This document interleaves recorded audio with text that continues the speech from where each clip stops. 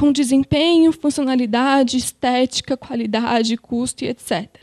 Porque, no fundo, um produto com ecodesign, com melhor desempenho ambiental, que não vende, não faz sentido nenhum. O que a gente quer é substituir os produtos atuais, que têm o menor desempenho, por produtos novos, e, para isso, eles têm que ser competitivos no mercado. E o que a gente percebe, então, é que, para a gente aplicar ecodesign, as maiores oportunidades de melhorias ambientais estão nas fases iniciais, que é quando o seu grau de liberdade de mudança do produto é maior e você consegue ter definições mais aguçadas. Então, a gente percebe que, assim como o custo, de 60% a 80% do impacto ambiental total de um produto, ele é estabelecido, então, nessas fases iniciais do seu processo de desenvolvimento.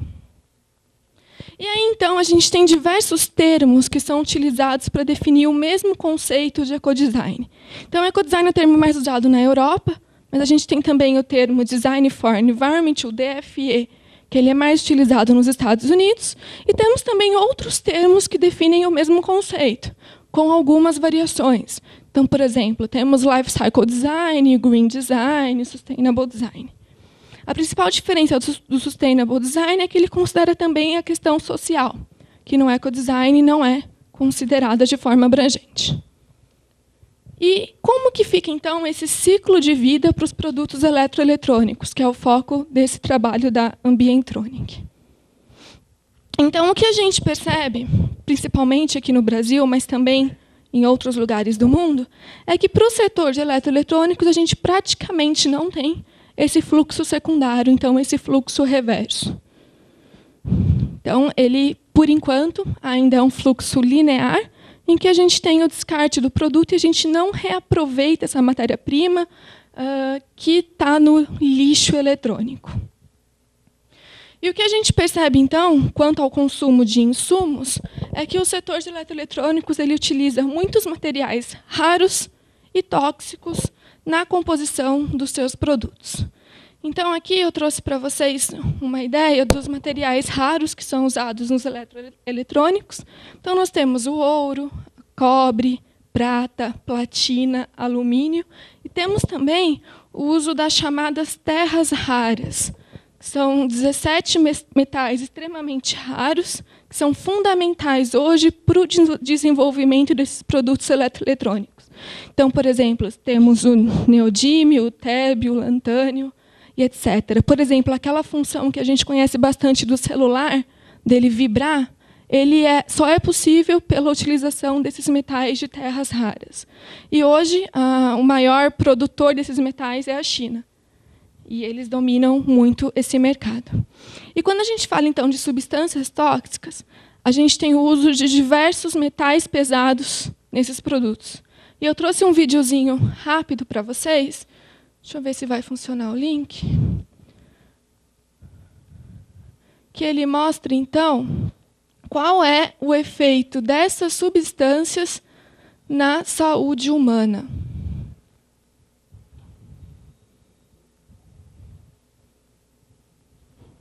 O som está ligado?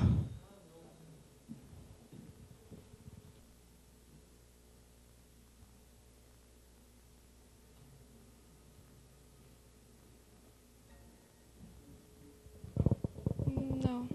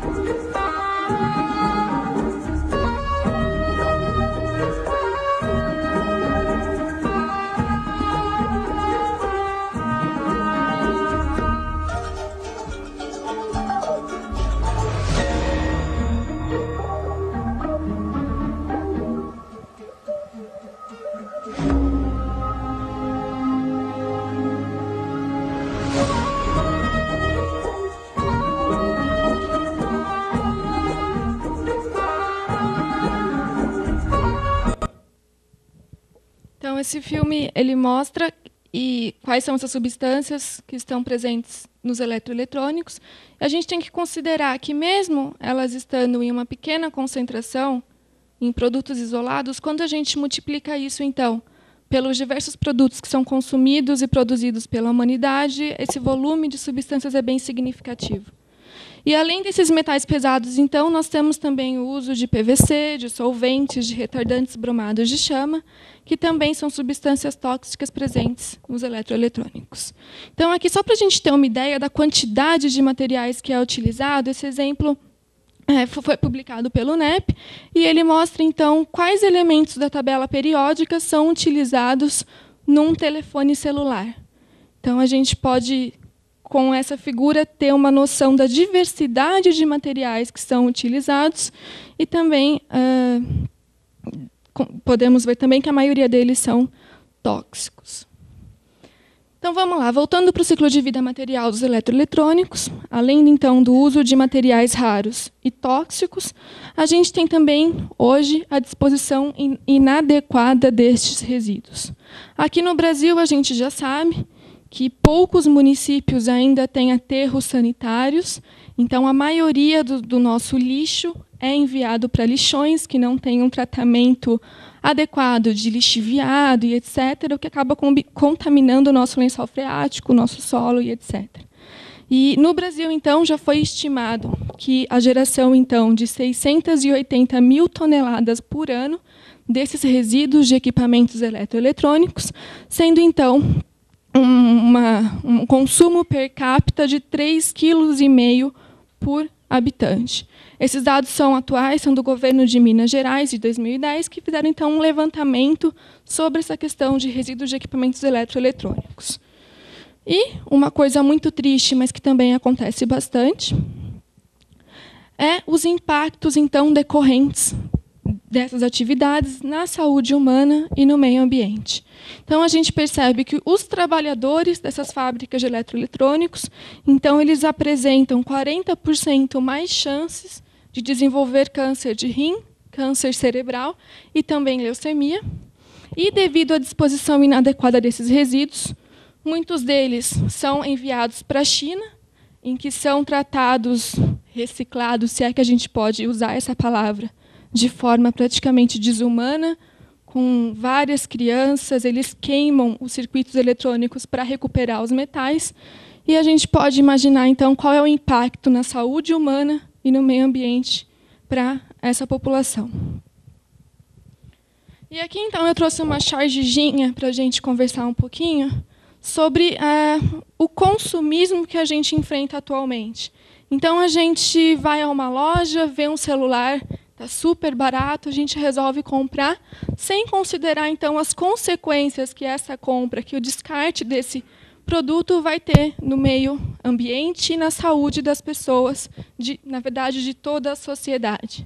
E aí entra aquela questão, como que esses produtores conseguem preços tão baixos para esses equipamentos eletroeletrônicos? Será que quem está pagando o preço para a gente consumir esses produtos e comprar de forma tão barata? Então, vamos lá. Então, além dos impactos na saúde humana e no meio ambiente, para os eletroeletrônicos, nós temos também o consumo de energia durante o uso desses equipamentos. Então, de acordo com a Agência Internacional de Energia, em 2009, ele estimou que 15% do consumo doméstico em todo o mundo é realizado por meio de uso de equipamentos eletroeletrônicos. E a estimativa, então, é que até 2030 o consumo de energia por eletroeletrônicos no mundo vai triplicar.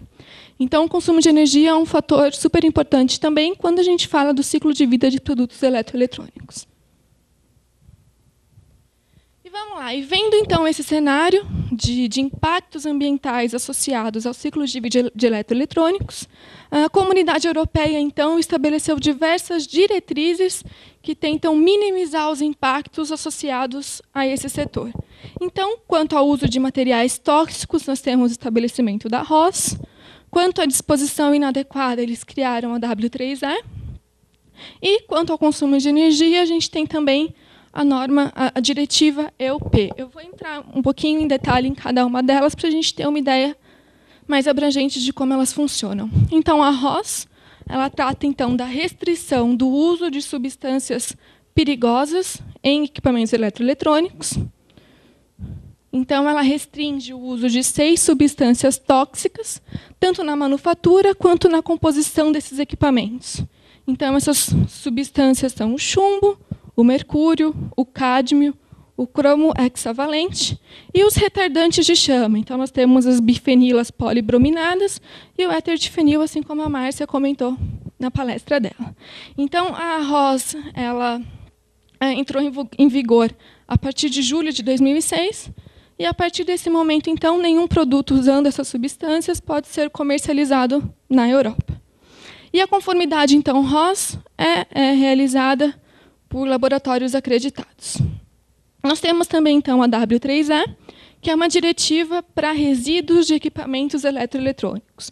Então, o objetivo dessa diretiva é aumentar as taxas de reciclagem e reuso desses equipamentos eletroeletrônicos, minimizando, então, esses problemas com o lixo eletrônico.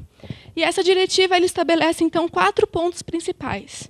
Então, nós temos a responsabilidade estendida do produtor, que responsabiliza, então, esse produtor pelo fim de vida do produto. Então, ele é responsável pela coleta, reciclagem, recondicionamento, remanufatura e etc. desse produto no seu fim de vida. Eles estabeleceram metas de recuperação de, no mínimo, 4 quilos de equipamentos eletroeletrônicos por habitante ao ano. E uma coisa importante dessa diretiva é que ela diz que o retorno dos equipamentos, então a logística reversa, ela não pode ter custo para os clientes. Mas a realidade não é tão bonita assim quanto parece. Então, eles estão tentando revisar essa norma, porque fizeram um estudo e perceberam, então, que apenas 1/3 dos equipamentos de resíduos eletroeletrônicos da Europa são tratados de acordo com essa legislação. O restante vai para aterro sanitário e 54%, então, tem tratamento abaixo